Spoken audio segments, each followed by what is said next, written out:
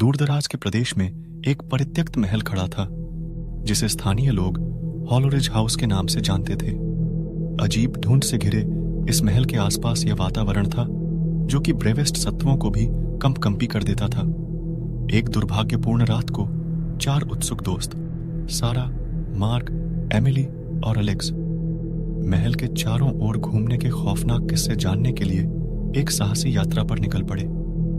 जब घड़ी आधी रात की घड़ी बजी, चारों दोस्त हॉलोरिज हाउस के बिगड़े दरवाजों के सामने खड़े हुए। टॉर्च लाइट्स और उत्साह और भय की मिश्रित भावना के साथ उन्होंने महल के छायादार हॉलों में कदम रखा। हवा ठंडी हो गई और उनकी सांसें दिखते हुए कुहरी सा हो गई, जैसे कि वे गहरी गलियों में आगे बढ़ रहे थे। कुटियों में सजीव कड़ी जोड़ी थी और उनके आंखों ने उन्हें पीछा कर रही थी, और एक अचानक हवा के झोंके ने उनके साथ लाए चांदनियां, जिन्होंने उनकी लाई दीपकों को बुझा दिया, उन्हें अंधकार में डाल दिया। भय सेना में विचलित दृष्टियां आपस में बदलती हैं, लेकिन उनके उत्साह को आगे बढ़ने के लिए धकेल दिया। उन्होंने सीढ़ियों की ओर कदम बढ़ाया, जो कि उनकी चुंबकों की चिकनाई दरवाजों की शिखा उनके पैरों के नीचे ठुकते ही बढ़ी। एक ऊपरी गलियारे में उन्होंने एक पुराने फैमिली की चित्रकला देखी, जिन्होंने महल में एक समय रहा था। परिवार की आंखें उनके पीछे चलती थीं, और एक अचानक ब्रिज उनके लाए दरवाजों को बंद कर दिया, जिससे उन्हें बाकी समूह से अलग कर दिया गया। उच्च आवाज में रोती हुई चीखें और दरवाजे पर प्रहार अच्छी तरह से खोलने की कोशिशों के बाद उनकी कोशिशें बेकार हो गईं। मार्क, एलेक्स और सारा एक तरफ फंस गए, एमिली दूसरी तरफ। जब एमिली बेहद बेचैनी से मदद की गुहार कर रही थी, उसकी आवाज एक खौफनाक चिल्लाहट में बदल गई। अपने दोस्तों की भयानक चिल्लाहट से आवृत्त हो जाती है। समझ में आता है कि एमिली की बिना की मदद के रोने की आवाज दुखद चिल्लाहट में बदल गई है। तापमान का माहौल था, जैसे कि उनके चारों ओर चिल्लाहट हो रही है, जैसे कि वे स्पष्ट दृष्टि से बाहर दिखने वाली हद तक चल रहे हों। एमिली की मदद की अप्राप्य दीवार के विचार में वे उसे छोड़ने के लिए किसी निगले द्वार की ओर बढ़े। ताज्जुब, लेकिन निर्धारित, वे नीचे की ओर उतर आए। तापगिरी बिल्कुल थी और उसकी संगंध घिनौनी दस्तकों का संकेत दिया। हिचकिचाहट के बावजूद लेकिन प्रतिबद्ध, उन्होंने रोम के बड़े को खोल दिया। खांडों में आधी रोशनी के कमरों और भूले हुए अंकों के बीच वे एक जर्नल पर पढ़े। जर्नल भूले गए परिवार की विकट खाताओं से भरा था। जितना वे पढ़ते थे उतना ही स्पष्ट होता था परिवार ने उनके डर पर आक्रमण किया था, और अंततः उन्हें एक एक करके खा गए। जैसे ही वे खंडों की दीर्घा में आगे बढ़ते हैं, वे दीवारों में अजीब प्रतीकों के बारे में मिलते हैं। उनकी टॉर्च लाइट्स बंद हो जाती है और उन्हें निकट दिखने वाले आवश्यकता है। महसूस की गई अवगतता के साथ मुड़ी गई अदरक में फिसली बजाती है और सुसुखद गंध उनके इंद्रियों को मारने लगती है।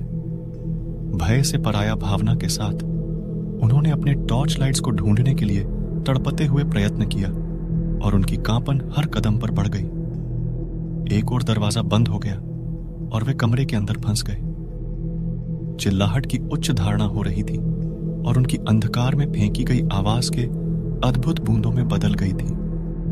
भय में खाक हो गए थे और वे खुद को अन्य समयों में देखने के लिए आवश्यकता होती है, उनकी अवसादित हो जाती है।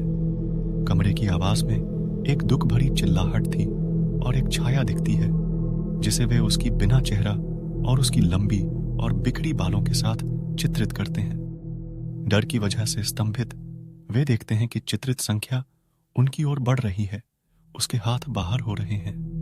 मार्क और सारा अचानक चिचकले से बाहर निकलते हैं, एलेक्स को पकड़ते हुए, और कमरे से बाहर फरार हो जाते हैं। उन्होंने एक आंधीली दिशा में दौड़ते हुए घूमने वाले मिट्टी की दीवारों में खुदाई की।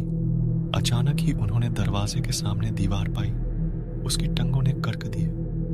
उन्होंने बिना बदले हवाओं की बोलचाल को सुना और अचानक एक कमरे में पहुंचे, जिसमें एक पुराना फटी हुई दर्पण खड़ा था। उनकी झलक से बाहर की ओर आने वाले आत्मा को जोरदार संकेत मिला, उनके गलों की तरह होने वाले बालों के साथ, जैसे कि एक अंधकार का काफन उनके चारों ओर उधे।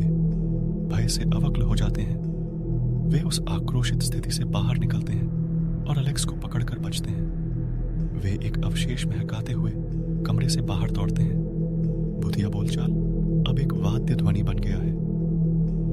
दीवारें उनके चारों ओर बढ़ रही हैं, वायु वेग बढ़ रहा है और उनके दौड़ने के हर कदम के साथ भारी हो रहा है। अंत में वे एक दरवाजे से निकलते हैं और खुद को उनकी यात्रा की वही शुरुआती हॉल में पाते हैं जहां उन्होंने अपनी यात्रा की शुरुआत की थी। लेकिन कुछ अलग था। कमरा उसी वक्ती समृद्धि से भरा हुआ था जब उनकी सांख्यिकी में बना दिया गया था। असहमति के बावजूद उनकी जीवन आत्माओं की किताबों में कठिनाइयों की जांच की गई और उन्होंने जिंदगी के उस अंधकार के साथ मुख मिलाया जो कि जीवित दुनिया की पर्दे के पीछे बसा हुआ था। और ऐसे ही हॉलोरिज हाउस की कहानी समाप्त हुई। दोस्ती, वीरता और प्रकाश और अंधकार के बीच के दीर्घ युद्ध की कहानी। लेकिन उस रात की यादें उनके सपनों में सदैव आती रहेंगी, याद दिलाती हुई कि कुछ भयानकताएं वह सब अविकसित कर देती हैं, छोड़ दिया जाना चाहिए।